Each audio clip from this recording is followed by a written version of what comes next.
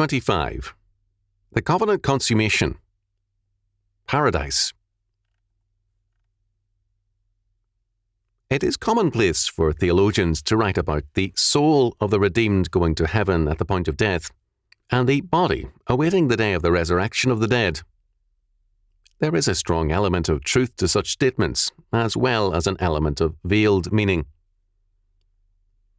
Such a view assumes a Greek dichotomy in man, that is, man as both soul and body. Soul, however, is Hebraic, not Hellenic in its biblical usage, and thus refers to a person. To say that a man's soul goes to heaven is to say that he, as a person, goes to heaven. His body, however, remains and is buried. The person is more than a ghost. He is the man, the whole man. In heaven, thus, he is somehow complete without a material body such as he possessed on earth. But with the resurrection, he is more complete somehow. Moreover, heaven is not spoken of as a ghostly or spirit-like place.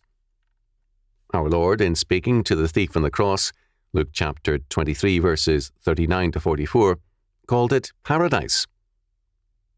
He was then very close to that place, and he gave it a name which is highly material. Paradise, or paradeisos, comes from the Old Persian, paradeiesa, and was related to the Greek word peri, around, tykos, walled, a walled or fenced garden.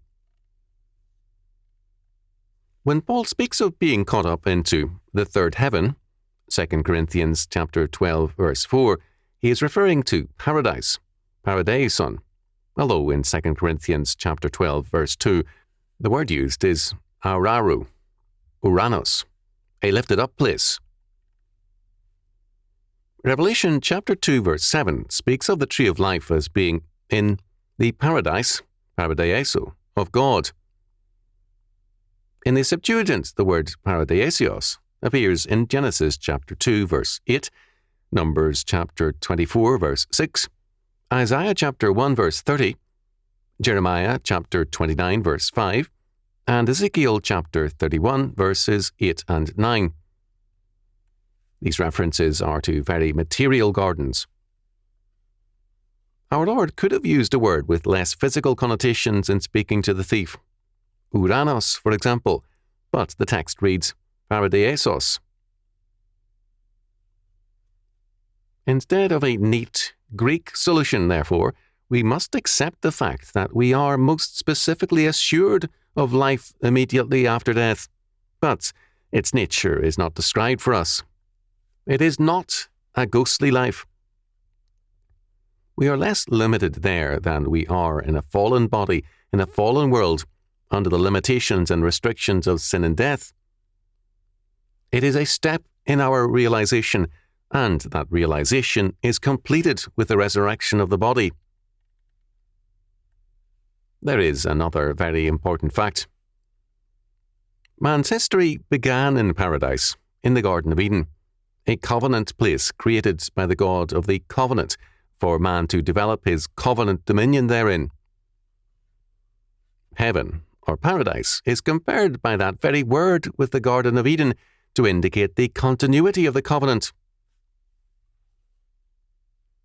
In Revelation chapter 22, we again are shown paradise, this time with the curse removed, and God's covenant servants serving him forever. Revelation chapter 22, verse 4. With the fall, the earth is accursed and becomes a wilderness. The last Adam's temptation, Matthew chapter 4, verses 1 following, was in a wilderness, a desert place. The heaven, or paradise, in which his elect are present with him prior to the end, is a foretaste of the great new and eternal paradise of God. It is total in its scope, a new heaven and a new earth. Revelation chapter 21, verse 1, because the last Adam's victory is total and cosmic. Thus, heaven or paradise is a foretaste of the new creation. Our present bodies have the limitations of the fall and the curse, the limitations of sin and death. These are so great that they constitute, for the greatest saints, a division from Christ. Paul says that, while we are at home in the body, we are absent from the Lord. 2 Corinthians chapter 5, verse 6.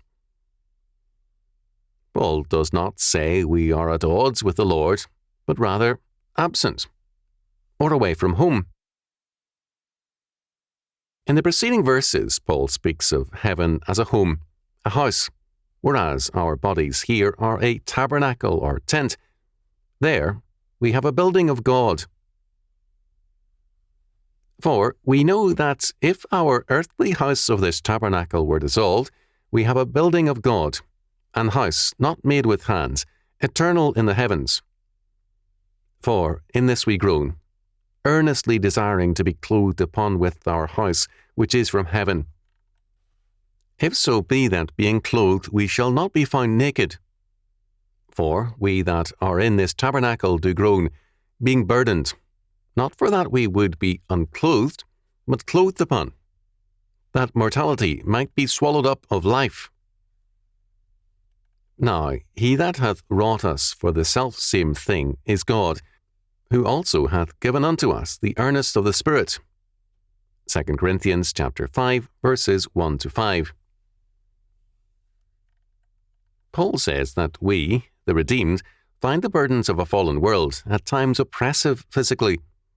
This does not mean that we long to be unclothed or dead, but that we long for that fullness of life which is the meaning of life in the Lord.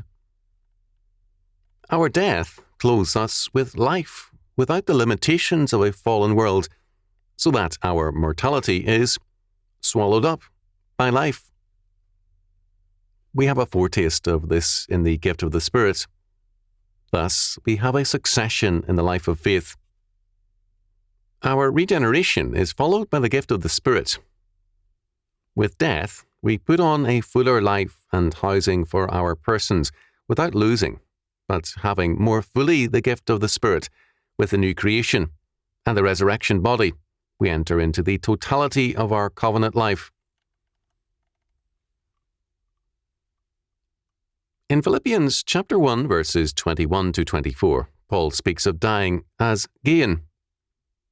Death will enable him to live more perfectly for Christ and to have life more abundantly in him. There is more to the covenant meaning of heaven or paradise. It is the home of the covenant God, according to Deuteronomy chapter 26, verse 15. It is also the habitation of the heavenly hosts, Nehemiah chapter 9, verse 6.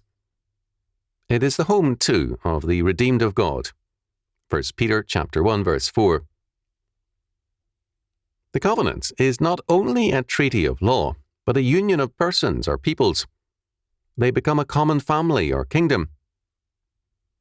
The fact that paradise is the home of the redeemed is a covenant fact. It declares that God's covenant with man is for time and eternity. The covenant is an act of law, a treaty of law, and, were made between a superior and an inferior, it is also an act of grace. A covenant also involves a domain where the covenant people shall dwell and the covenant law shall prevail. Before the fall, the earth was the covenant domain, with the Garden of Eden as a pilot and testing area. With Moses and Joshua, the covenant land promised to Abraham, Isaac, and Jacob became a reality. With Jesus Christ, the whole earth is set forth as the covenant domain in the Great Commission. Matthew chapter 28, verses 18 to 20. In Hebrews 4, we see this fact of the covenant domain from still another perspective: time. The covenant domain in time began with the Sabbath, a day in which man rests from his works in the perfected work of God. The conquest of Canaan under Joshua gave Israel a time of rest, but a broken one because of their unbelief. The time rest set forth in the Sabbath and in the limited peace in Canaan foreshadow the perfect and eternal rest in Christ. That covenant rest begins with our regeneration. It is furthered in heaven and completed in the new creation. Hence, of Joshua's Sabbath victory, we are told, "There remaineth therefore a rest for the people of God." Hebrews chapter 4, verse 9. The covenant domain is thus over time and space, the new creation, and over our own beings.